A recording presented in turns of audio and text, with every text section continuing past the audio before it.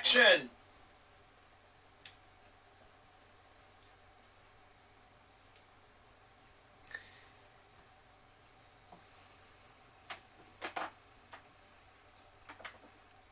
You ever eat a pine tree?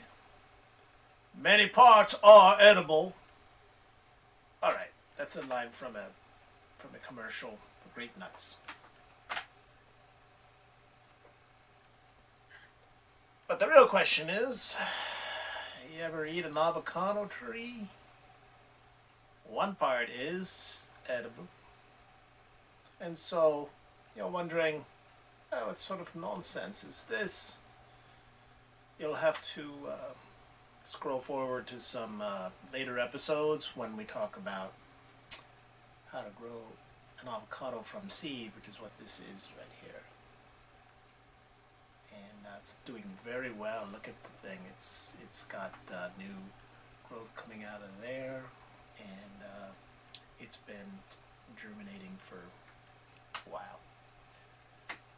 A couple months now, really. So it's about time to get it into the ground, I guess. A little bit cold right now to do that. See the roots in there? The roots coming out. Very strong. Doing very well. Well, okay. Anyway. Let's put this back over here before I knock it down. So there is a real live twig. A twig, just in time. In time for what?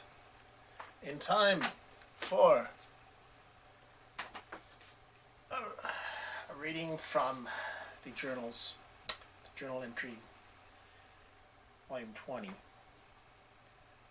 entry number 0002 of Captain's Log. I'm the captain, as you already know, because you've already read the book. This was on a Tuesday that I wrote this, and this will be the introductory lesson or lessons for chapter 2 of the book 2020, which we all know and love. Hopefully it's not a spoiler for you because you've already read the book. If not, you can tune in later to find out. You can see from over here the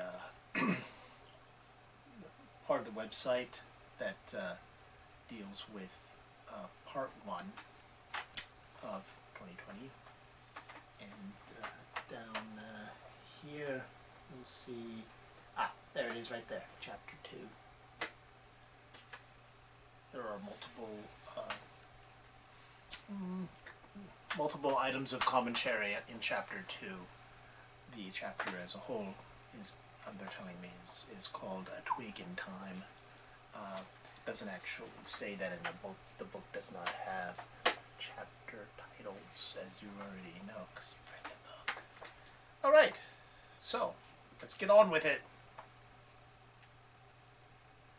I must have been sitting there on the dock for quite a while, staring off into what had become the sparkling glint from a rising sun reflecting off the water, before I became aware of the fact that I had, well, been staring off into the glistening water for quite some time. My mind had progressed from thoughts of roosters giving fair warning to kids riding their bikes in a concrete jungle, a jungle destined to become extinct, to not much of anything worth telling you about, certainly not worth writing down for people to read. Which reminds me, I should check in the manuals to see if there is much more in there about the economic collapse ushered in by the Roaring Twenties. The Roaring Twenties being not the 1920s, as you all know from history about how the Roaring Twenties came to a crashing halt at the end of 1929 with the crash of the stock market that ushered in what we now know as the Great Depression. No, we're referring to the 2020s, the roaring 2020s, as we euphemistically refer to it. Heck, maybe they should be called the whimpering 20s. Not too much to worry about in that decade, at least not something most people would think of as things to be proud of. But in hindsight, 2020 being hindsight, of course, I can say there were a few things here and there to crow about. As I was heading back in, taking my half-filled cup of cold coffee with me, I made a mental note to check the manuals for more about what happened back in the so-called Roaring Twenties, but that would have to wait until later, when and if I had more time. I'm a very busy man, as you know. You see, today was the day for harvesting fruit from our trees. Somewhere in one of the manuals was an explanation of when and how to do that, no doubt, along with a lot of other facts and data on the subject. But at this point, we all knew what to do and why. Maybe it seems a little odd at this point in time that there would have been a need to write down things such as how to grow stuff to feed ourselves. I guess that was an indication of just how far we had come from where we were back in the olden days. We do have a lot of fruit trees. We have oranges, tangerines, grapefruits, lemons, and limes in our citrus department. Then there are the banana, papaya, mangoes, avocado, and some other things like star fruit that I'm not so sure merit much mention. Don't know what you think about star fruit.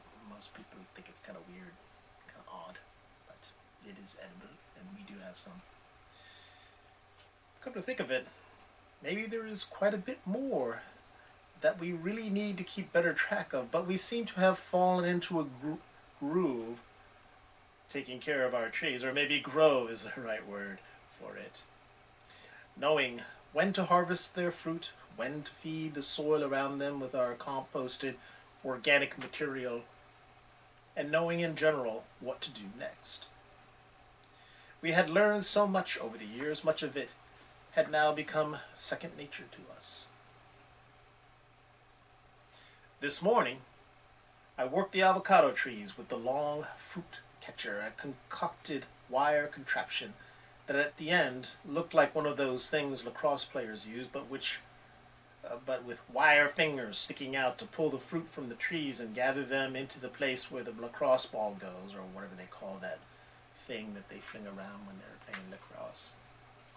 We had to attach the lacrosse thing to longer and longer poles to reach up high enough to grab the avocados and mangoes, seeing as how our trees were getting so high and all. Laying the wobbling pole on the ground next to the tree, I drew closer to the trunk for a better look. I found myself drawing within inches, peering intently at the face of her body, and then upward along her trunk to the sight of her branches spreading outward and skyward. I gently touched her, looking for the inner tree, the one that was there before she had become so majestic. I like to call this one the Sentinel. This may seem a little strange, but there is something about looking at a fully mature tree in all her glory, soaring upwards to the heavens, taller than most surrounding buildings, bearing fruit, providing shade, providing oxygen, doing all the things she did, and then realizing that this very same tree was, when you first saw her, the same little twig that you had seen sticking out of the ground decades in the past. This is what the Sentinel looked like back then when I first met her. A twig.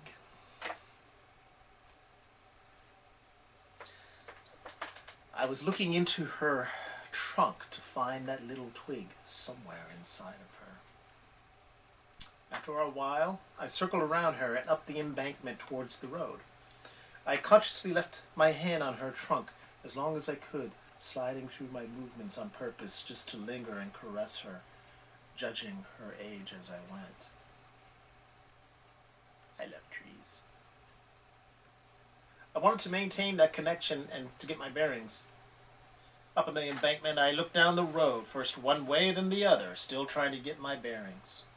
I squinted reflexively, maybe because the sun was glinting so harshly, but probably more so because that is what people like me are supposed to do when they are getting on in years.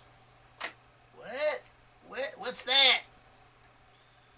We reflect on how things are now, trying to remember how they used to be back in the olden days. We seem to want to draw comparisons. I'm trying to fit into this role, you see, of the older guy, thinking about how things used to be and how much they have changed. I'm not so sure I much care for this new role of mine.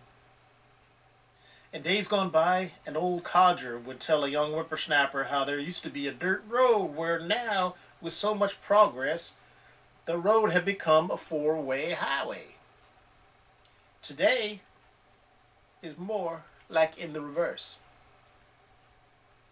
At one point there was a neatly paved city street right here where I am standing.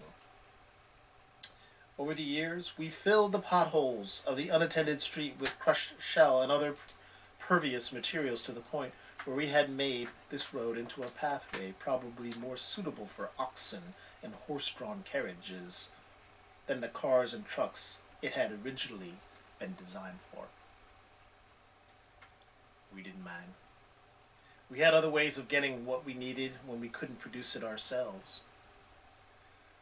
Most of the time we would travel by sea rather than venturing into what the outside world had to offer via the roadways, such as they were. Squinting westward at the intersection of what had become of our city street with that of another, I pinpointed where I likely sat on my bike the first time I saw the Amazon. Amazon? My thoughts returned to that time and place. Okay, that's all you're going to be tortured with today. At the next part of that entry, I begin to describe what happened back when I first saw the Amazon. And I was first introduced to the sentinel, the avocado tree. Hope you're able to tune in next time for the next episode. This episode is going to be aired on